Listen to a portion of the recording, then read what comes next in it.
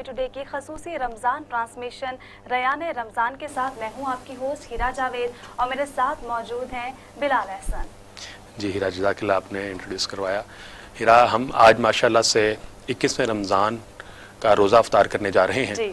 اور 21 رمضان المبارک کو ایک بڑا اہم دن ہے حضرت علی رضی اللہ تعالیٰ عنہ کی یوم شہادت کا، اور یہ ایک ایسا دن ہے کہ جس کے اوپر یقیناً ہمیں جو ہے بات کرنی ہے.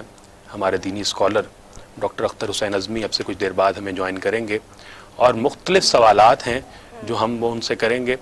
حضرت علی رضی اللہ تعالیٰ عنہ کا لقب تھا شیر خدا. وہ ان کا کردار کیا تھا، ان کی سیرت اور ان کے معاملات کس طرح سے تھے، اسلام کی سربلندی کے حوالے سے ان کی خدمات کتنی زیادہ تھیں، ان سب پر ہم بات کریں گے تفصیل سے. ابھی ہم اپنے پروگرام کا باقاعدہ آغاز کرتے ہیں. قاری مقبول احمد ہمارے ساتھ موجود ہیں. ہم ان سے گزارش کریں گے کہ وہ تلاوت کلام پاک سے پروگرام کا باقاعدہ آغاز کریں. اعوذ باللہ من الشیطان الرجیم.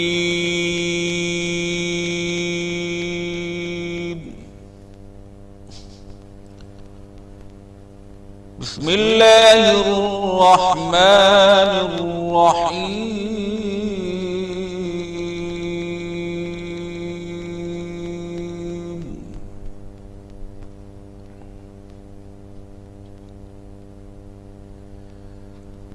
رب المشرقين ورب المغربين فبأي آلاء ربكما تكذبان.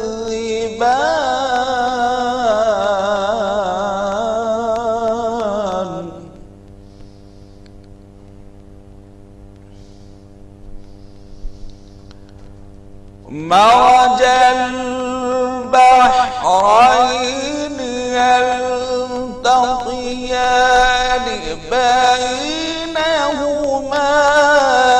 برزخ لا يبغيان.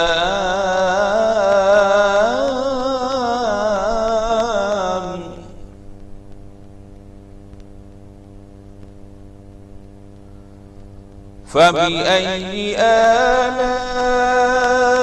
آلاء ربكما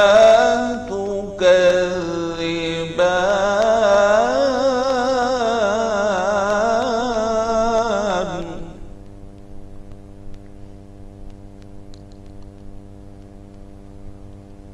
يخرج منهما اللؤلؤ والمرجان فبأي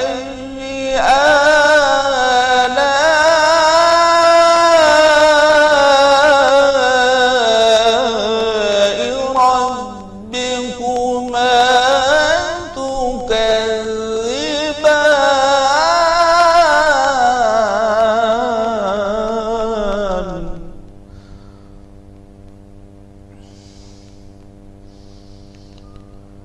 وله الجوار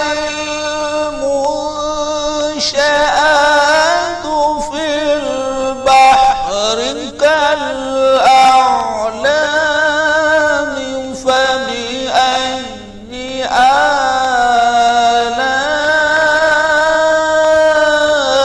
آلاء ربكما تكذبان.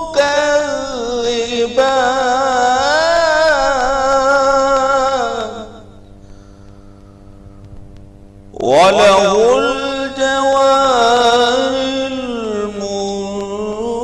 المنشآت في البحر كالأعلام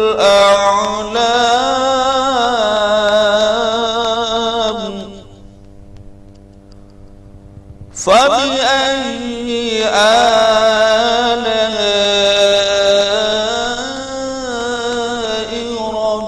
ربكما تكذبان.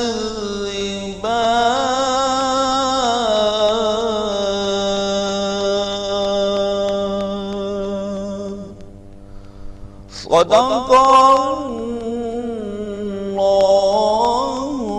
العظیم.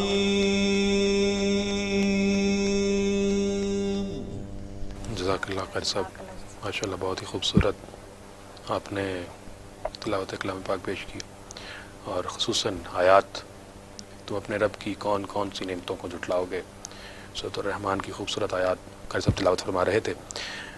ہیرا میں بات کر رہے تھے کہ 21واں روزہ ہے، تو اس کی مناسبت سے ایک اور بڑی اہم چیز ہے کہ اب آخری عشرہ اس کا آغاز ہو گیا ہے.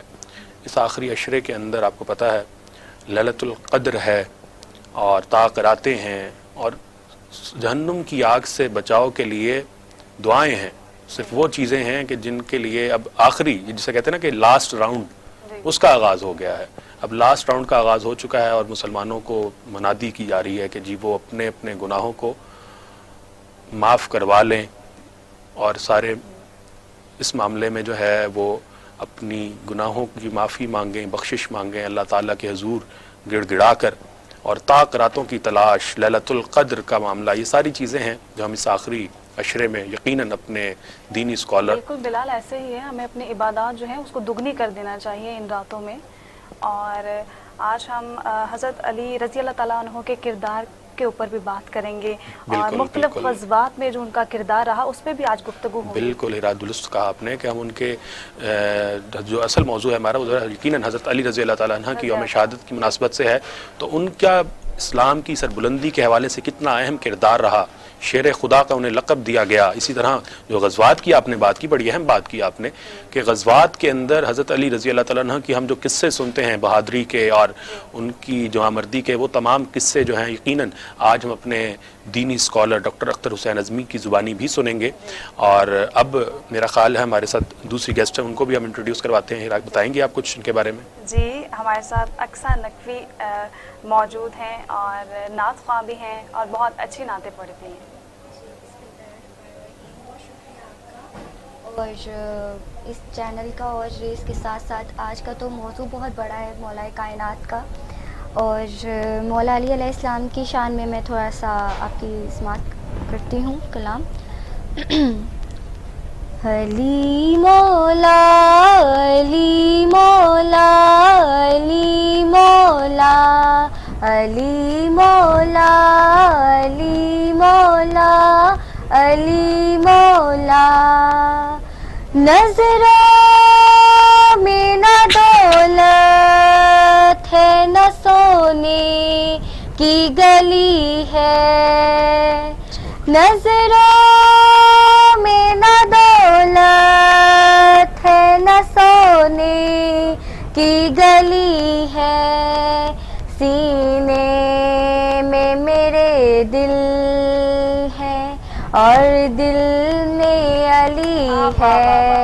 علی مولا علی مولا علی مولا. حیران ہوئی دنیا میرے چہرے کی چمک پر، حیران ہوئی دنیا میرے چہرے کی چمک پر. مٹی جو درے ہے در کی ماتھے پہ گلی ہے، سینے میں میرے دل ہے اور دل میں علی ہے. علی مولا علی مولا علی مولا. یہ لائن جو میرے دل سے نکلتی ہے اپنے جب بھی میں یہ کلام پڑھتی ہوں یا سنتی ہوں تو میری کوشش ہوتی ہے کہ مولا یہ حقیقت ہی ہے. تم میری عقیدت کو نجف میں کہیں ڈھونڈو، تم میری عقیدت کو نجف میں کہیں ڈھونڈو، وہ میرا محلہ وہی میری گلی ہے. سینے میں میرے دل ہے اور دل میں علی ہے. علی مولا علی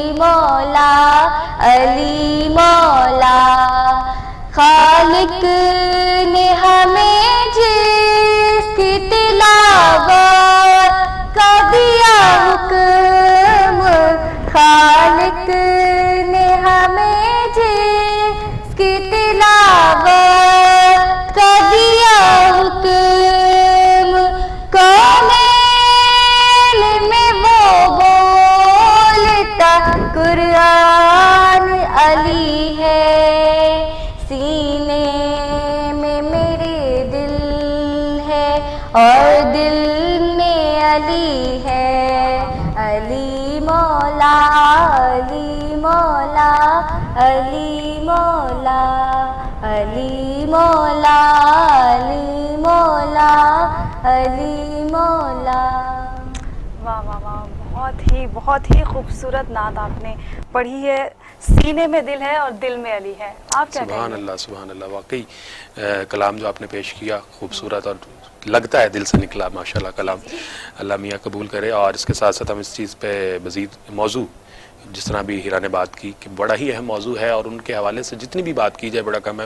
ہم کچھ صحابہ ہوتے ہیں صحابہ رضی اللہ تعالیٰ عنہ اجمعین کے جن کے اوپر ہمارا بڑا جو ہے نا وہ اشتیاق ہوتا ہے کہ جی ان کی سیرت کے حوالے سے ان کو پڑھا جائے اور ان کو اپنانے کی کوشش کی جائے. تو مجھے ہمیشہ سے جس صحابی کی سیرت نے جسے کہتے ہیں نا کہ متاثر کیا، اور اس پہ ان اسپیسیفکلی یہ جو میں نے بات کر رہا تھا ابھی غزوات کے حوالے سے کہ ان کا کردار، بہادری کے جو قصے ہیں، جو آمردی کے جو قصے ہیں، وہ اتنے ماشاءاللہ کمال قصے ہیں کہ آپ جب سنتے جائیں اور دل ہی نہیں کرتا کہ وہ قصے جو ہیں وہ کبھی ختم ہوں. بالکل ایسے ہی. تو انشاءاللہ ہم اس موضوع کو بڑھائیں گے آگے، اس پر بات کریں گے. ہمارے دینی اسکالر ڈاکٹر اختر حسین اعظمی ہمیں یقیناً کچھ دیر بعد جوائن کریں گے. ہم ان سے رہنمائی لیں گے، اس موضوع سے متعلق مزید جاننے کی کوشش کریں گے، اپنے ناظرین کے لیے بھی، اپنے جتنے بھی ہمیں دیکھنے والے ہیں، ہمیں چاہنے والے ہیں ان کے لیے بھی، اور یقیناً اس موضوع کو آگے بڑھایا جائے گا. لیکن ہمیں یہاں پہ ایک چھوٹی سی بریک لینی ہے، اس کے بعد اس موضوع پر مزید بات کی جائے گی. بہت شکریہ. السلام علیکم ورحمۃ اللہ وبرکاتہ. خواتین و حضرات، بریک پر جانے سے پہلے ہم بات کر رہے تھے آج کے موضوع کی مناسبت سے یوم شہادت حضرت رضی اللہ تعالیٰ عنہ، اور یہ بڑا ایک اہم موضوع ہے، اس پر جتنی بات کی جائے کم ہے. اور اس موضوع پر ہمیں بات کرنے کے لیے جوائن کیا ہے معروف دینی اسکالر ڈاکٹر اختر حسین اعظمی صاحب نے. ڈاکٹر صاحب اپنے مصروف وقت میں سے ہمارے لیے اپنا کچھ وقت نکال کر ہمارے ساتھ جو ہے وہ پروگرام کا حصہ بنتے ہیں. ہم ان کے شکر گزار ہیں. اور ڈاکٹر صاحب یہ بڑا ایک اہم موضوع ہے جو آج ہم نے چنا ہے، یوم شہادت حضرت رضی اللہ تعالیٰ عنہ. حضرت علی رضی اللہ تعالیٰ عنہ کا کردار، نبی صلی اللہ علیہ وسلم سے ان کا تعلق، اور پھر اسی طرح ابتدائی جو ایام تھے اسلام قبول کرنے والے، ان افراد میں ان کا شمار کیا جاتا ہے. تو یہ کیسا واقعات کیا ملتے ہیں ہمیں سیرت کی روشنی میں؟ بسم اللہ الرحمن الرحیم. حضرت علی رضی اللہ تعالیٰ عنہ جو خلفائے راشدین میں سے ہیں اور اسلام کے نامور جرنیل بھی ہیں، تو ان کی پیدائش جو ہے حضور صلی اللہ علیہ وآلہ وسلم کی تقریباً جب 30 سال عمر تھی اس وقت ہوئی ہے. اور آپ کے والد گرامی حضرت ابو طالب تھے اور والدہ کا نام فاطمہ بنت اسد تھا. اور آپ کی والد اور والدہ نے خود حضور صلی اللہ علیہ وآلہ وسلم کی بہت زیادہ شفقت کے ساتھ پرورش کی تھی. یہ ہمارے سامعین کو، ناظرین کو بھی یہ معلوم ہوگا کہ حضور صلی اللہ علیہ وآلہ وسلم کے دادا جان جب آپ کی عمر مبارک 8 سال کی ہوئی ہے، فوت ہو گئے، تو اس کے بعد آپ کے چچا ہی نے آپ کی پرورش کی ہے. اور دوسری بات یہ ہے کہ جب حضور صلی اللہ علیہ وسلم نے تجارت کی اور آپ کو اللہ تعالیٰ نے اس میں کامیابی دی، تو اس زمانے میں حضرت ابو طالب کی تجارت بھی کافی کمزور پڑ چکی تھی. اور دوسرے یہ تھی کہ خاندان بنو ہاشم جو تھا ہمیشہ ہی حجاج پر، زائرین پر خرچ کرنے والا تھا، اس وجہ سے ان کے پاس بہت زیادہ وسائل نہیں تھے. تو جب حضور صلی اللہ علیہ وسلم کو اللہ تعالیٰ نے مالی خوشحالی دی ہے، تو آپ صلی اللہ علیہ وسلم نے اپنے چچا کا بوجھ بانٹنے کے لیے حضرت علی رضی اللہ تعالیٰ عنہ کو اپنی نگرانی میں لے لیا، اپنی تربیت میں لے لیا. تو گویا حضرت علی رضی اللہ تعالیٰ عنہ کو بچپن سے ہی حضور صلی اللہ علیہ وسلم کی سایہ عاطفت میں زندگی گزارنے کا موقع ملا ہے، اور آپ گھر کا ایک فرد تھے اس لحاظ سے. تو جب حضور صلی اللہ علیہ وآلہ وسلم پر نزول وحی ہوا ہے، اور کچھ ہی دن بعد حضرت علی رضی اللہ تعالیٰ عنہ نے حضور صلی اللہ علیہ وسلم کو اور حضرت خدیجہ رضی اللہ عنہا جو آپ پر پہلی ایمان لانے والے افراد میں سے ہیں، بلکہ ہیں ہی پہلا فرد، تو ان کو نماز پڑھتے ہوئے دیکھا. تو حضرت علی رضی اللہ تعالیٰ عنہ کو اس پر حیرت ہوئی، اور انہوں نے حضور صلی اللہ علیہ وسلم سے عرض کیا کہ آج میں نے آپ کو ایک عجیب کیفیت میں دیکھا ہے. تو حضور صلی اللہ علیہ وسلم نے فرمایا کہ یہ نماز ہے جس کا مجھے اللہ تعالیٰ نے حکم دیا ہے اور میں اللہ کا نبی مقرر ہوا ہوں. تو میں تمہیں بھی اسلام کی دعوت دیتا ہوں، لیکن اگر تم اسلام قبول نہ کرو تو کم از کم اس کو آگے رازداری رکھنا اور اس کا کسی سے ذکر ابھی نہیں کرنا ہے. تو بہرحال ایک دو دن کے اندر ہی روایات سے یہ معلوم ہوتا ہے کہ حضرت علی رضی اللہ تعالیٰ عنہ نے اسلام قبول کر لیا، کیونکہ وہ حضور صلی اللہ علیہ وسلم سے کردار سے بخوبی آگاہ تھے اور جو بھی آپ بھلائی کی بات کرتے تھے وہ اس پر ایمان لانے والے تھے.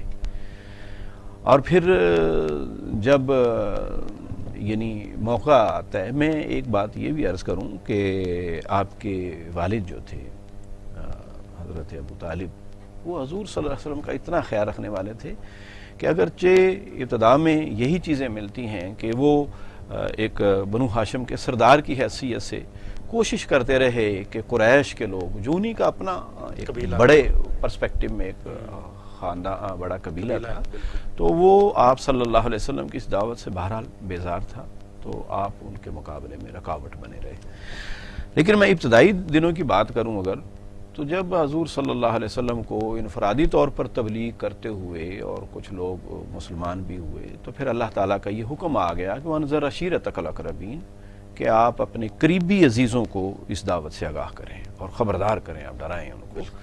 تو اس وقت حضور صلی اللہ علیہ وآلہ وسلم نے حضرت علی کو، آپ یوں سمجھ لیں کہ 12-14 سال کے ایک جوان بچے کو کہہ لیں، جوان کو کہہ لیں، تو ان کو یہ حکم فرمایا کہ آپ ایک تو پورے خاندان کو، آپ بنو ہاشم کے خاندان کو میرے گھر پہ کھانے کی دعوت دیں. تو آپ کی دعوت پہ کچھ 40 کے قریب افراد حضور صلی اللہ علیہ وسلم کے گھر میں اکٹھے ہوئے، آپ کے چچا، آپ کی پھوپھیاں، مرد و خواتین جو بھی. دوسرے یہ ہے کہ حضرت علی رضی اللہ تعالیٰ نے کو یہ بھی فرمایا کہ آپ ایک بکری ذبح کریں اور ان کے لیے کھانا تیار کریں. تو اس سے یہ بات ہمیں معلوم ہوتی ہے کہ حضرت علی رضی اللہ تعالیٰ عنہ کو حضور صلی اللہ علیہ وسلم اتنا سمجھدار سمجھتے تھے کہ اس بچے کے اوپر یہ ذمہ داریاں دی جا سکتی ہیں، ڈالی جا سکتی ہیں. وہ آپ کی تربیت میں تھے. تو حضرت علی رضی اللہ تعالیٰ عنہ نے سب لوگوں کو دعوت دی، کھانا تیار کروایا. اور پھر جب شام کے وقت یہ دعوت ہوئی ہے تو حضور صلی اللہ علیہ وسلم نے اپنے خاندان کو دعوت دی، تو کسی نے کوئی جواب نہیں دیا روایت کے مطابق. تو بالآخر حضرت علی رضی اللہ تعالیٰ عنہ کھڑے ہوئے اور انہوں نے کہا کہ یا رسول اللہ، اگرچہ میں عمر میں بھی چھوٹا ہوں، میری ٹانگیں بھی کمزور ہیں، آنکھیں بھی کمزور ہیں، لیکن یا رسول اللہ اس کام میں آپ کا ساتھ دینے کے لیے تیار ہوں. گویا کہ ایک ماحول کے اندر جو ایک یعنی بالکل اس سحر کو توڑ دیا، یا ایک مایوسی کی جو فضا تھی، ممکن تھا کہ اللہ کے رسول کے دل پر بھی کیا بیتی کہ میرے خاندان میں کیا میرا ساتھ دینے والا ایک بھی نہیں ہے. تو ایک بچے نے یعنی کہ یہ جرت کی، تو وہ حضرت علی رضی اللہ تعالیٰ عنہ تھے. تو اور پھر قدم بقدم حضور صلی اللہ علیہ وسلم کے جتنے معاملات تھے گھر کے، جب آپ دعوت دینے کے لیے نکلتے ہیں دوسرے، وہاں بھی آپ کئی بار ساتھ جاتے ہیں. لیکن یہ ہے کہ میں یہ سمجھتا ہوں کہ جتنے گھر کے معاملات تھے، جیسے گھروں کو چلانے کی چیزیں ہوتی ہیں، تو وہ اسی بچے نے ادا کیے جس نے آپ کو اپنے پہلے دن آپ کو اسلام کے قبول کرنے کی بات کی. بالکل، بڑا ہی اچھا. ہم بات کر رہے تھے کہ واقعی وہ 12-14 سال اگر عمر ہے تو وہ جوان بھی، لڑکپن جوان کی عمر ہے، اور اس عمر کے اندر اس نوجوان نسل کو ٹارگٹ کیا اور ان کو لے کے چلے، اور وہ پھر آگے اسلام کے کتنی ان کی خدمت ہے اور ان کے جتنی بھی خدمات ہیں ان پر بھی انشاءاللہ بات کریں گے. صلی اللہ علیہ وسلم کے موقع پر حضرت علی رضی اللہ تعالیٰ عنہ نے کیا کردار ادا کیا؟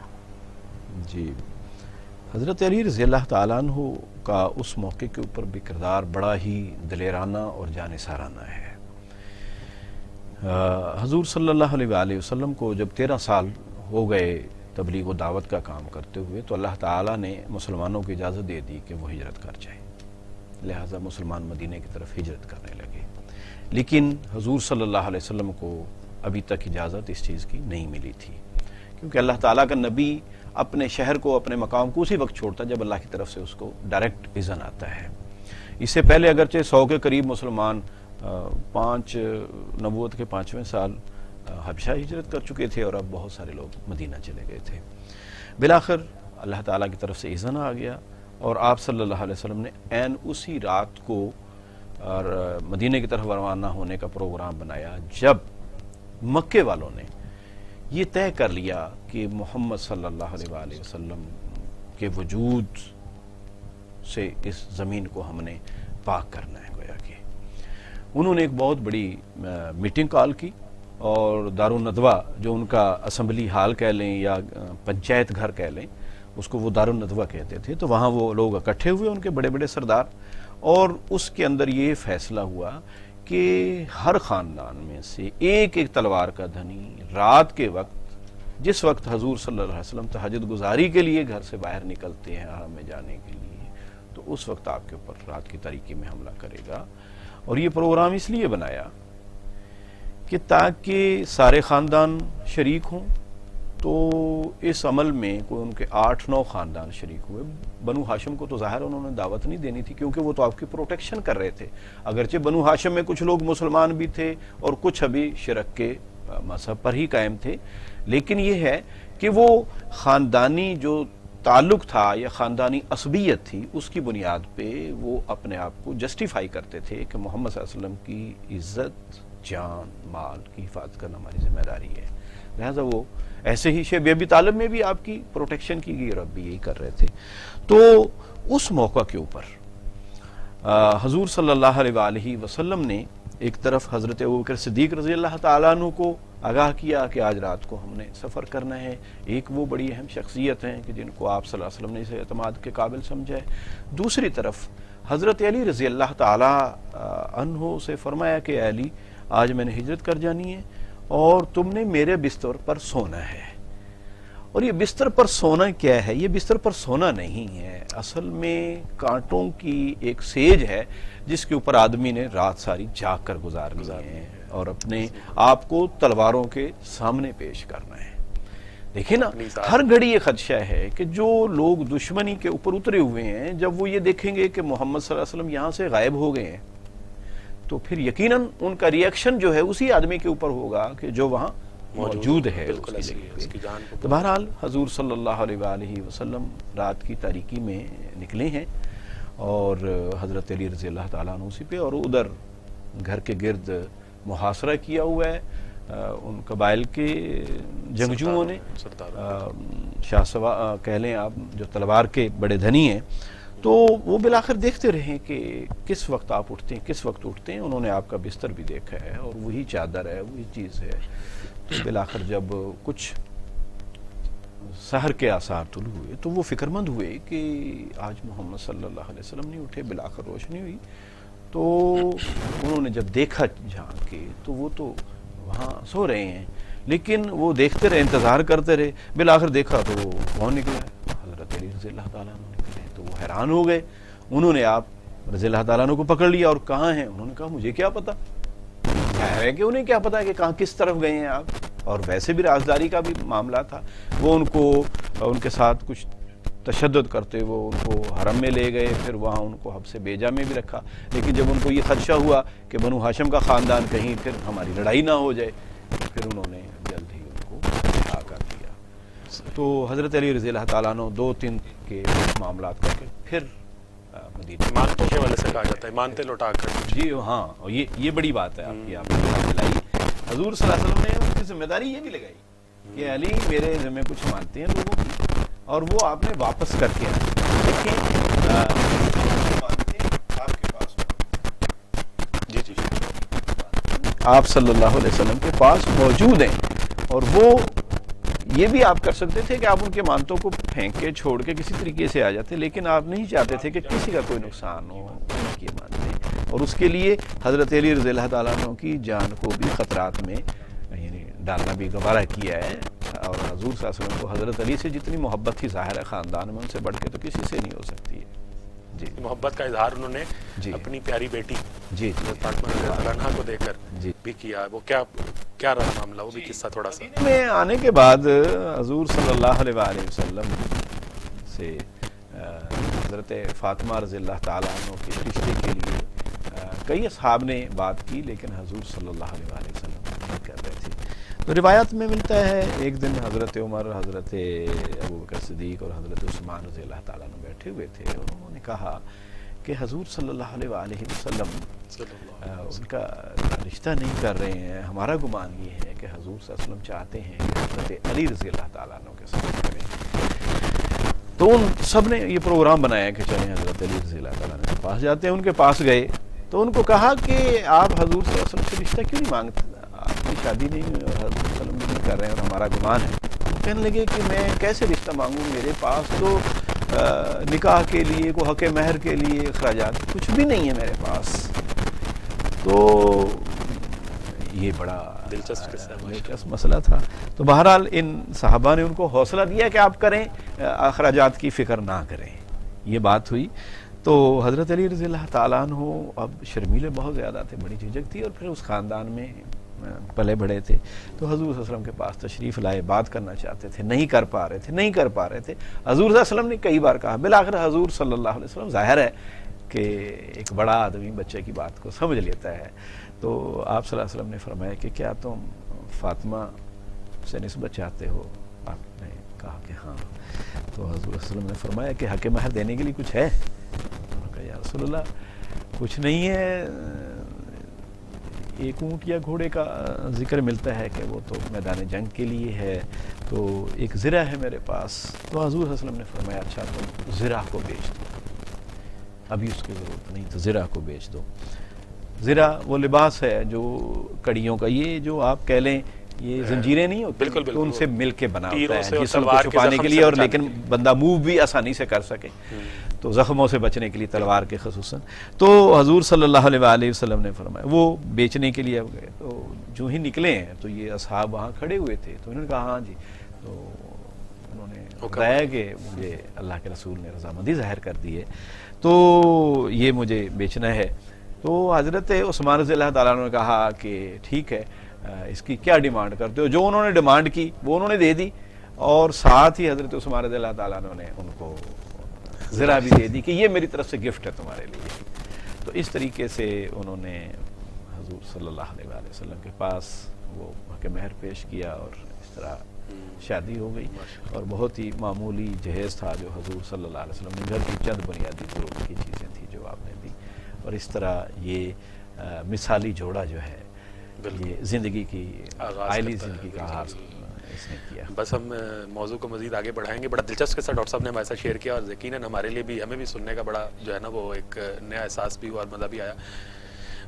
ڈاکٹر صاحب سے ہم اس حوالے سے مزید سوالات کریں گے اور ان سے جانیں گے. ڈاکٹر صاحب یہ بتائے گا, حضرت علی رضی اللہ تعالیٰ عنہ جنہیں شیر خدا بھی کہا جاتا ہے, مختلف غزوات میں کیا کردار ادا کیا انہوں نے؟ جی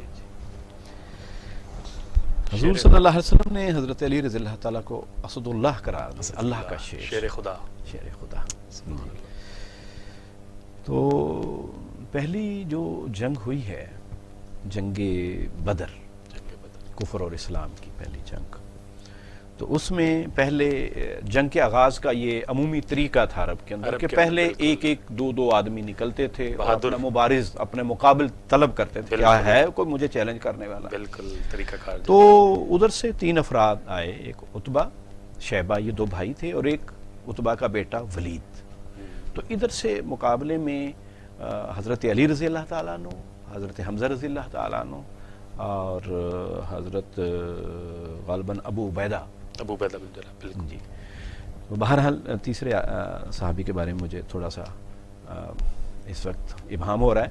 بہرحال حضرت علی رضی اللہ تعالیٰ عنہ نے جو اپنا مد مقابل تھا عتبہ کا بیٹا ولید, اس کو ایک ہی بار میں گرا دیا. اس کو حضرت حمزہ رضی اللہ تعالیٰ عنہ نے عتبہ کو گرا دیا, اور جو تیسرے صحابی تھے وہ انہوں نے اپنے مقابل شیبہ کو زخمی کیا, شیبہ نے ان کو زخمی زیادہ کر دیا.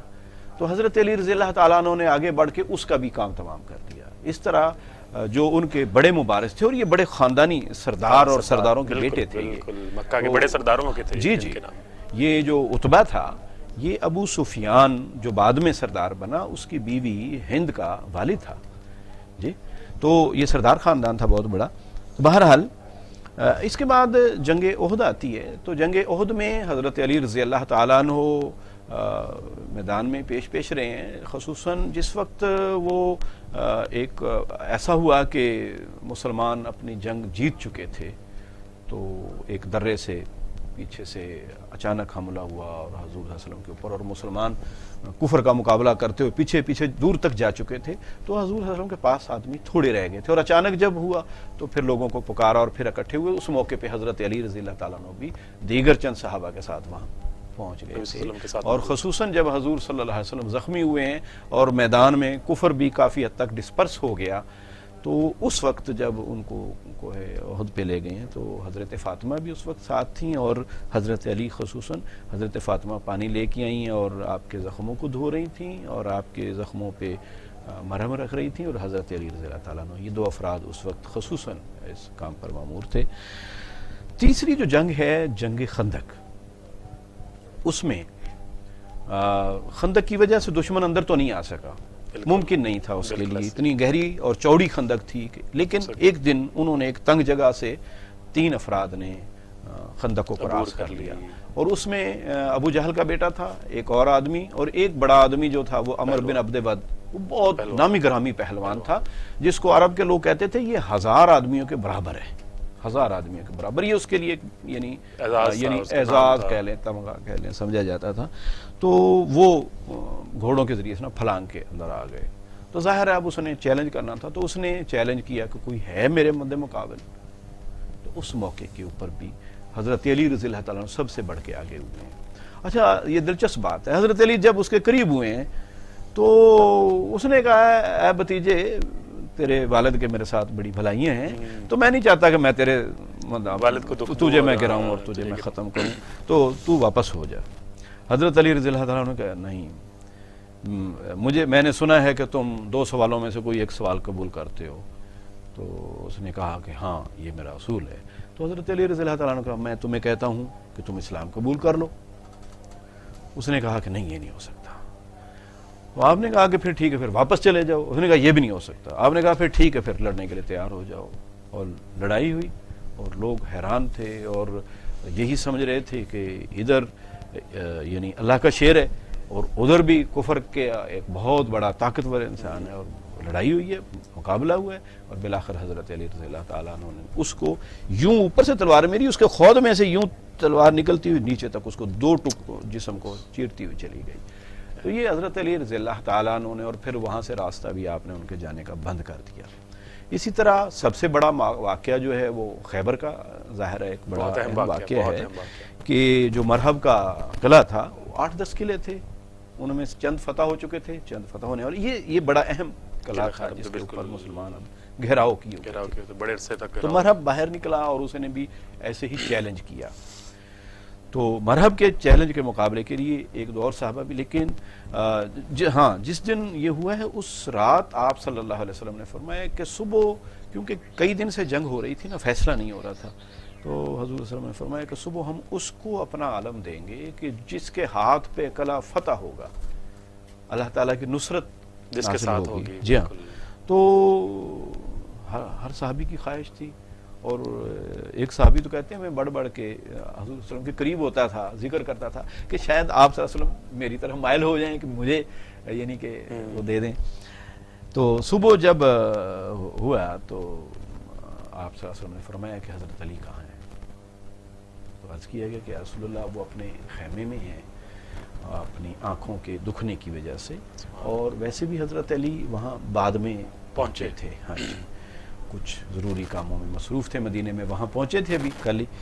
تو فرمایا کہ انہیں بلاؤ، وہ آ گئے۔ حضور صلی اللہ علیہ وسلم نے اپنا لعاب مبارک اپنے منہ سے نکالا اور ان کی آنکھوں کے اوپر لگایا یوں کر کے، اور وہ تندرست ہو گئے، ٹھیک ہو گئی آنکھیں، آنکھوں کا درد دکھ جاتا رہا۔ اور پھر حضور صلی اللہ علیہ وسلم نے ان کو تلوار تھمائی، ان کو تیار کیا، اور پھر مرحب کے مقابلے میں ہوئے۔ اور ایسا ہے کہ چشم زدن میں یعنی کہ ایک ہی بار بالکل مرحب کا کام تمام کر دیا، جو بڑا سمجھدار لڑنے والا تھا، بہت مقابل تھا۔ تو یہ غزوات میں یہ یعنی کہ بالکل اس کے علاوہ اگر قصے بہت سارے ہیں، جی ہاں، بالکل اس میں بہت حضرت سارے علی رضی اللہ واقعات تعالیٰ عنہ کے قصے اور جو واقعات ہیں وہ اتنے دلچسپ ہیں کہ ہم سنتے جائیں، اور وقت کیونکہ ہمارے پاس کچھ کم ہوتا ہے، زیادہ نہیں ہوتا، اور وقت جو ہے وہ لگتا بھی نہیں کہ جی آپ قصے سناتے جائیں اور ہم سنتے جائیں. یہ ایسے معاملات اور اس طرح کے واقعات ہیں. ہم اپنے دوسرے مہمان اکثر نقوی سے گزارش کریں گے کچھ اشعار آج کے دن کی مناسبت سے آپ ہمارے سامنے پیش کرنا چاہیں، ہمارے ناظرین کے سامنے پیش کرنا چاہیں. میں مولا علی علیہ السلام کی جو ہے دعا جو وہ ہر نماز میں مانگا کرتے تھے، وہ تھوڑا سا میں آپ لوگوں کی سماعت کروں گی. ایک جری چاہیے تعریف شجاعت کے لیے، کربلا میں میرے حسین کی نصرت کے لیے، اور ناموس پیغمبر کی حفاظت کے لیے. یا الہی مجھے عباس کا بیٹا دے دے، جب میرے گھر میں علم ہے تو علمدار بھی ہو، جب میرے گھر میں علم ہے تو علمدار بھی ہو. آئینہ صبر شجاعت کا بنانا میرا، ہو بہو میری ہی تصویر ہو بچہ میرا، اس کو دیکھوں تو نظر آئے سراپا میرا. یا الہی مجھے عباس کا بیٹا دے دے، جب میرے گھر میں علم ہے تو علمدار بھی ہو، جب میرے گھر میں علم ہے تو علمدار بھی ہو. کوئی بے یار و مددگار اگر ہو جائے، التجا بہر اپنی زباں پر لائے، مجھ کو آواز کوئی دے وہ مدد کو جائے. یا الہی مجھے عباس کا بیٹا دے دے، جب میرے گھر میں علم ہے تو علمدار بھی ہو، جب میرے گھر میں علم ہے تو علمدار بھی ہو. بہت شکریہ. خواتین و حضرات، ہم موضوع جو ہے اس کو آگے بڑھائیں گے، لیکن یہاں پر ہمیں ایک چھوٹی سی بریک لینی ہے. اس کے بعد یقیناً ہم اپنے دینی اسکالر ڈاکٹر اختر حسین اعظمی سے مزید سوال. السلام علیکم ورحمۃ اللہ وبرکاتہ. خواتین و حضرات، بریک پر جانے سے پہلے ہم بات کر رہے تھے حضرت علی رضی اللہ تعالیٰ عنہ کے کردار کے حوالے سے، مختلف غزوات کے میں جو ان کا نمایاں کردار رہا اس پر روشنی ڈال رہے تھے ہمارے دینی scholar doctor Akhtar Hussain Azmi. Doctor صاحب، ہمارا مزید کچھ سوالات ہوں گے آپ سے ہمارے. اس میں ایک اہم سوال یہ کہ جب خلافت قائم ہوئی حضرت علی رضی اللہ تعالیٰ عنہ کی، تو اس دوران کیا کیا واقعات پیش آئے اور کس طرح سے حضرت علی رضی اللہ تعالیٰ عنہ نے اپنی خلافت جو ہے اس کو چلایا؟ بسم اللہ الرحمن الرحیم. حضرت علی رضی اللہ تعالیٰ عنہ کی خلافت جو ہے نارمل حالات نہیں تھے. مختلف ملکوں سے آئے ہوئے، علاقوں سے آئے ہوئے بلوائیوں نے مدینہ کے اوپر دعویٰ بولا ہوا تھا، اور مدینہ کے لوگ حج کرنے گئے ہوئے تھے. تو حضرت عثمان رضی اللہ تعالیٰ عنہ نے یہ نہیں چاہا کہ یہاں کوئی قتل و غارت گری ہو، اور ان کے خلاف کوئی ایکشن نہیں لیا، بس سمجھانے کی حد تک رہے. بالآخر انہوں نے ان کو شہید کر دیا. اس عمل حضرت علی رضی اللہ تعالیٰ عنہ مدینہ میں ہی تھے، اور آپ نے اپنے دونوں بیٹوں کی ذمہ داری لگائی کہ وہ ان کی حفاظت کی جہاں تک ممکن ہو کوشش کریں. لیکن جب حضرت عثمان رضی اللہ تعالیٰ عنہ کی شہادت ہو گئی تو آپ نے آسمان کی طرف ہاتھ اٹھا کے کہا، اللہ میں اس قتل سے بری ہوں. یعنی کوئی یہ خیال کرے کہ شاید میری اس میں کوئی خواہش شامل ہو. تو جب بلوائیوں کو ظاہر ہے کہ ان کو کوئی قابل اعتماد ہستی چاہیے تھی، تو وہ آپ کی طرف آئے کہ آپ خلیفہ بن جائیں. لیکن آپ نے فرمایا کہ میں ایسے خفیہ طور پر اور کچھ لوگوں کے کہنے سے خلیفہ نہیں بنوں گا جب تک کہ لوگ مجھے. بالآخر 2-3 دن اسی طرح مدینے کے اندر یعنی بدنظمی کا نظام رہا. تو بالآخر حضرت علی رضی اللہ تعالیٰ عنہ کو صحابہ کرام نے اس چیز کے اوپر آمادہ کیا، اور آپ مسجد میں بیٹھ گئے کہ میں مسجد میں بیٹھوں گا، اگر لوگ میری بیعت کریں گے تو میں خلیفہ بننا قبول کروں گا. لہذا مسلمانوں نے آپ کی بیعت کی اور آپ اس طرح خلیفہ بن گئے. لیکن یہ حالات ایسے تھے کہ جس میں ایک طرف حضرت عثمان رضی اللہ تعالیٰ عنہ کے خون کا قصاص کا مسئلہ تھا، اور ابھی انتظامیہ بھی پوری آپ کی گرفت میں نہیں تھی، اور خصوصاً یہ کہ حضرت عثمان رضی اللہ تعالیٰ عنہ کی جو شہادت تھی اس کے اوپر ایک نام جب حضرت ابوبکر صدیق رضی اللہ تعالیٰ عنہ کے بیٹے کا آیا تو وہ خود حضرت نائلہ نے جو حضرت عثمان کی بیوی تھی انہوں نے وضاحت کر دی کہ نہیں انہوں نے نہیں کیا ہے، کیونکہ یہ آئے تھے اور پھر پیچھے ہٹ گئے تھے، جبکہ جو قتل کرنے والے تھے وہ مبہم لوگ تھے اور ان کے بارے میں کوئی پوری بات نہیں مل رہی تھی۔ پھر یہ تھے ابھی آپ کے پاس ڈسپلن بھی اس درجے کا نہیں تھا کہ ان کے اوپر آپ کنٹرول کر سکتے، تو اس بارے میں اسی وجہ سے 2 جنگیں ہوئی حضرت علی رضی اللہ تعالیٰ عنہ کے دور میں۔ ایک میں حضرت عائشہ رضی اللہ تعالیٰ عنہ آپ کے حضرت عثمان کے خون کا قصاص لینے کے لیے ایک لشکر کے ساتھ آئیں اور آپ نے اس لشکر کے اوپر کامیابی حاصل کی جس کو جنگ جمل کہتے ہیں، اور اس میں آپ کا یہ کردار ہے کہ جب لوگوں نے کہا کہ ہم ان لوگوں کو اب غلام بنائیں گے، قیدی بنائیں گے، تو حضرت علی رضی اللہ تعالیٰ عنہ نے فرمایا کہ کیا تم اپنی ماں حضرت عائشہ کو سے نکاح کرنا باندی بناؤ گے ان کو؟ تو ویسے بھی مسلمانوں کو، باغیوں کو قیدی نہیں بنایا جاتا یا ان کے مال کو مال غنیمت نہیں بنایا جاتا، تو آپ نے اسی اصول کے اوپر عمل کر کے دکھایا۔ حضرت عائشہ رضی اللہ تعالیٰ عنہ کا بڑے احترام کے ساتھ رخصت کیا۔ پھر ایک جنگ جو ہے حضرت امیر معاویہ رضی اللہ تعالیٰ عنہ کی اسی قصاص سے عثمان کے مطالبے کے اوپر ہوئی، اور اس کے اندر بھی معاملہ کا جب حضرت امیر معاویہ کے لشکر کو جب ناکامی اس جنگ میں نظر آئی تو انہوں نے قرآن نیزوں پہ اٹھا لیا، اور اس طریقے سے تو آپ کے لشکر کے اور لوگوں نے کہا کہ قرآن پہ فیصلہ کر لیتے ہیں، اور اس طرح تو اس میں بھی حضرت علی رضی اللہ تعالیٰ عنہ نے صلح جویانہ کردار ہی ادا کیا، اور اس میں بھی آپ نے کوشش کی کہ کسی طریقے سے یہ معاملہ مسلمانوں کے درمیان افہام و تفہیم سے حل ہو جائے، لیکن بدقسمتی سی تھی کہ ایسا نہیں ہوا۔ تو ایک ریاست جو بڑی تھی وہ حضرت علی رضی اللہ تعالیٰ عنہ نے خلافت قائم کی، اور ایک طرف جو شام کا علاقہ تھا وہ حضرت امیر معاویہ کا، لیکن آپ نے مزید لڑائی سے بچنے کے لیے کوشش کی کہ مسلمان آپس میں نہ لڑیں اور وہ وہاں رہیں جہاں وہ جو پہلے سے وہاں گورنر تھے۔ تو یہ چند اسی طرح پھر آگے چل کے حضرت علی رضی اللہ تعالیٰ عنہ کی شہادت کا موقع آیا۔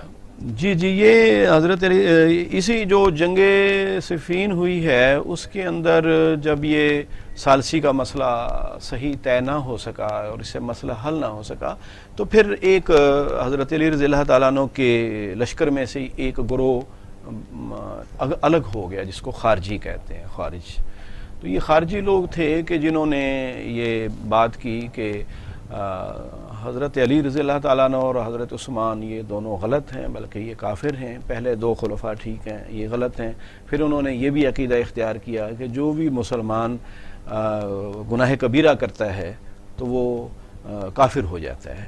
تو اتنے شدید ان کے یعنی کہ یہ طرز عمل تھا، تو انہوں نے یعنی ایک موقع کے اوپر یہ طے کیا، اور 20 رمضان المبارک کی تاریخ انہوں نے یہ طے کی اس کے لیے کہ یک بارگی حملہ کریں ان 3 افراد پہ کہ جن کی وجہ سے امت جو ہے نا وہ اختلافات کا شکار ہے۔ ایک حضرت علی رضی اللہ تعالیٰ عنہ، ایک حضرت امیر معاویہ، اور ایک حضرت عمر بن عاص جو امیر معاویہ کے وہ یعنی جرنیل تھے۔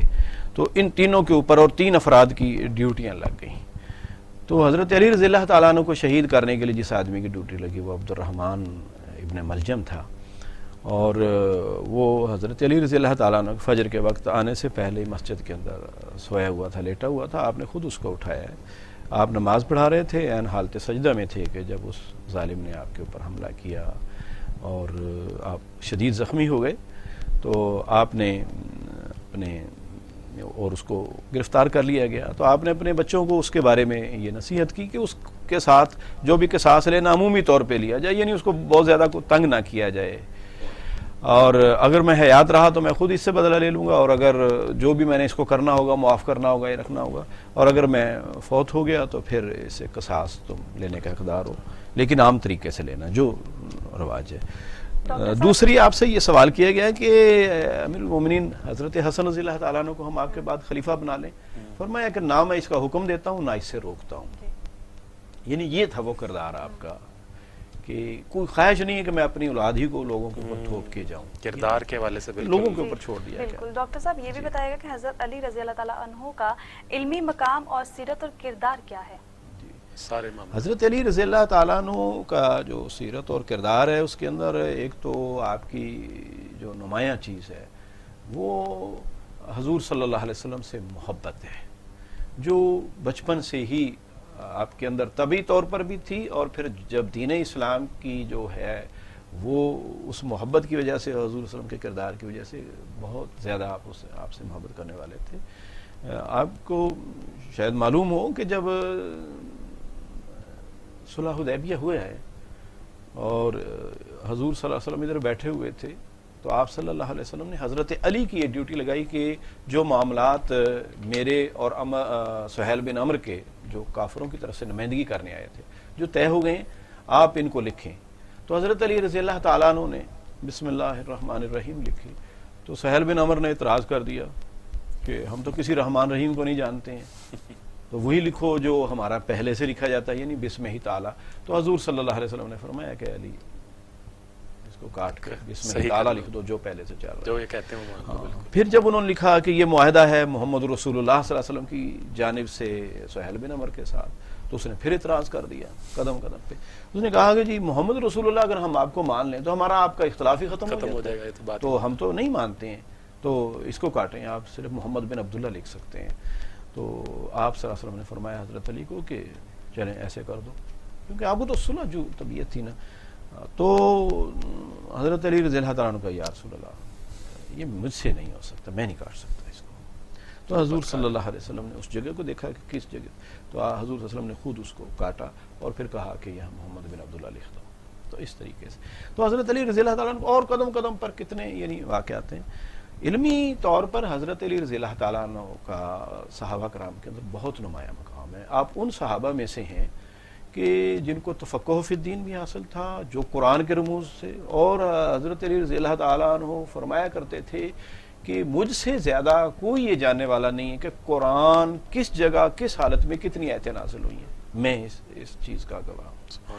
دوسری بات یہ ہے کہ آپ فقہی معاملات میں بڑی بصیرت رکھتے تھے، مسائل کے اندر بڑی بصیرت رکھتے تھے، اور تفقہ فی الدین آپ کی ایک شان تھی، حتیٰ کہ حضرت عمر رضی اللہ تعالیٰ عنہ بہت سے مسائل جو نئے پیش آتے تھے ان میں قرآن و سنت سے رہنمائی کے لیے حضرت علی رضی اللہ تعالیٰ عنہ کو بلایا کرتے تھے، اور جب حضرت علی رضی اللہ تعالیٰ عنہ ان کا فیصلہ کرتے تھے تو ایک مرتبہ حضرت عمر رضی اللہ تعالیٰ عنہ نے فرمایا کہ عمر ہلاک ہو جاتا، عمر تو ہلاک ہو جاتا اگر علی نہ ہوتے۔ مطلب یہ تھا کہ علی رضی اللہ تعالیٰ عنہ کے ذریعے سے ان کو ایک رہنمائی ملتی تھی، اور وہ بہت سارے مسئلے جو، اور اس میں ان لوگوں کی بھی نفی ہو جاتی ہے کہ جو یہ کہتے ہیں کہ حضرت عمر رضی اللہ تعالیٰ عنہ سے حضرت علی کا تعلق نہیں تھا، خود یعنی سب کتابوں میں ہے، اور یہ ایسے نہیں ہے کہ اہل سنت کی کتابوں میں ہوں، اہل تشیع کی کتابوں میں یہ چیز رقم ہے، اور حضرت عمر رضی اللہ تعالیٰ عنہ کو قول کہ حضرت عمر نے بھی یہ فرمایا، تو وہ مشورہ دیتے تھے، لیتے تھے، تو دینے بھی تو جاتے تھے نا۔ تو یہ ساری چیزیں ہمارے علم کے درمیان آپس میں محبت تھی، علم کا دروازہ یا اس طرح کی بھی کوئی باب العلم۔ جی اس حدیث کے بارے میں میں نے کوئی پڑھا نہیں، 12 لوگ اشکال اس پہ وارد کرتے ہیں، لیکن یہ حقیقت ہے کہ حضرت علی رضی اللہ تعالیٰ عنہ واقعی علم کا ایک بہت بڑا مینار تھے۔ صحیح بالکل۔ خواتین و حضرات، آپ دیکھ رہے تھے کہ ابھی ڈاکٹر صاحب ہماری بالکل رہنمائی فرما رہے تھے حضرت علی رضی اللہ تعالیٰ عنہ کے کردار کے حوالے سے، کہ وہ کس طرح سے مختلف شعبوں میں دین اسلام کی جو ہے وہ خدمات سر انجام دیتے رہے۔ ہم اس موضوع کو یقیناً سمیٹیں گے کیونکہ وقت ہوا چاہتا ہے افطار کا۔ آپ دیکھ رہے ہوں گے کہ ڈاکٹر صاحب کے ساتھ ایک نشست پہ ایک ننھے سے کم سن قاری موجود ہیں، اور ننھے سے پیارے سے اب ان کا تعارف ہیرا کروائیں گے۔ ہیرا، کیا تعارف ہے ان کا؟ ننھے سے پیارے سے قاری صاحب ہمارے ساتھ موجود ہیں، اور ان کا نام ہے محمود شاہ چترالی، جو کہ 8 سال کے ہیں اور بین الاقوامی قرہ حضرات سے سیکھا انہوں نے۔ آپ کیا سنائیں گے، ہمیں بتائیں؟ حمد باری تعالیٰ، حمد باری تعالیٰ، جلدی جلدی سنا دیں۔ گدا کو بادشایا بادشاہوں کو گدا کر دے میرے مالک، تو جب چاہے کسی کو کیا سے کیا کر دے، جسے تو پکڑ لے اس کو چھڑا سکتا نہیں کوئی، اسے پھر کون پکڑے جس کو کر دے میرے مالک تو جب چاہے کسی کو کیا سے کیا کر دے کبھی کوہاں کبھی مٹی کبھی پھر قید میں یوسف کبھی ایک مصر کا قیدی مصر کا بادشاہ کر دے میرے مالک تو جب چاہے کسی کو کیا سے کیا کر دے. ماشاءاللہ ماشاءاللہ. سبحان اللہ سبحان اللہ. آپ ہم چاہتے ہیں کہ آپ مزید ہمیں کچھ سنائیں. ماشاءاللہ اتنی خوبصورت آواز, مزہ آ گیا آپ کو تو سن کے.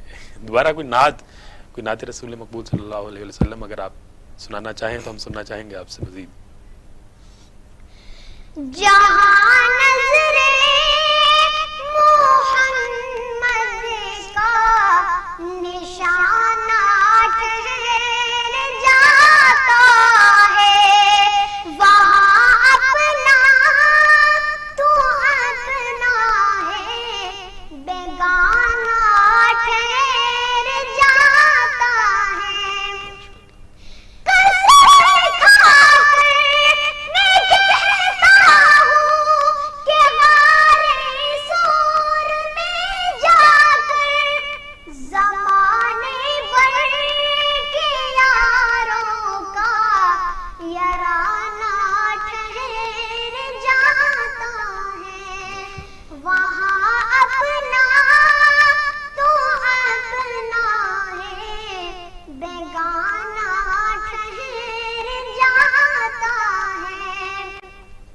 چلا گر سے عزم لے کر نبوت کو مٹا دوں گا چلا گر سے عزم لے کر نبوت کو مٹا دوں گا پڑی نظریں محمد جب دیوانہ ٹھہر جاتا ہے وہاں اپنا تو اپنا ہے بیگانہ ٹھہر جاتا ہے.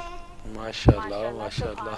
سبحان اللہ. آواز میں ماشاءاللہ جو ہے وہ کیا کیا کمال خوبصورت کمال چیز ہے کہ آواز. بالکل اب جیسے کہتے ہیں نا اسپیچ لیس ایک ورڈ بولا جاتا ہے. اس کی بالکل. چیزوں نے ڈاکٹر صاحب آپ کچھ کہنا چاہیں گے اس نے جی کاری ماشاءاللہ کے بارے سے؟ اتنی ننا چھوٹی قاری عمر صاحب. میں بڑی آواز ہے اور اس کی ایک لپک ہے. میں سمجھتا ہوں کہ ابھی چونکہ گلا بھی چھوٹا ہے تو وہ بالکل ذرا اس اپنی problem پوری آ رہی استاد تھی، استاد سے بڑھ لیکن کے اس نے شاید زور لگایا ہے اس نے کہ پورا میں زور اس کا لگایا حق ادا کروں. الحمدللہ. بالکل انشاءاللہ جو بڑا ہوگا تو وہ پھر اس کمال. میں گنجائش پیدا ہوگی. بہت جو ہے نا یہ ماشاءاللہ اللہ کے رسول کی نعت میں اور حمد باری تعالیٰ میں بڑا ایک اچھا ردم ہے اس عمر کے اندر. بالکل انشاءاللہ. حق ادا کیا ہے. خواتین حضرات ہمارا وقت ہوا چاہتا ہے تار کا. یقیناً ہم آپ کے ساتھ رہیں گے مزید موضوعات کے ساتھ. ہمارے دینی اسکالر بھی ہمارے ساتھ موجود رہیں گے. آج کے لیے ہمیں اجازت دیجیے اپنے میزبان بلال احسن کو. پھر کل ملاقات ہوگی. ہمارے ساتھ موجود ہیں ہیرا مجھے بھی جاوید بھی. اجازت دیجیے. اللہ نگہبان.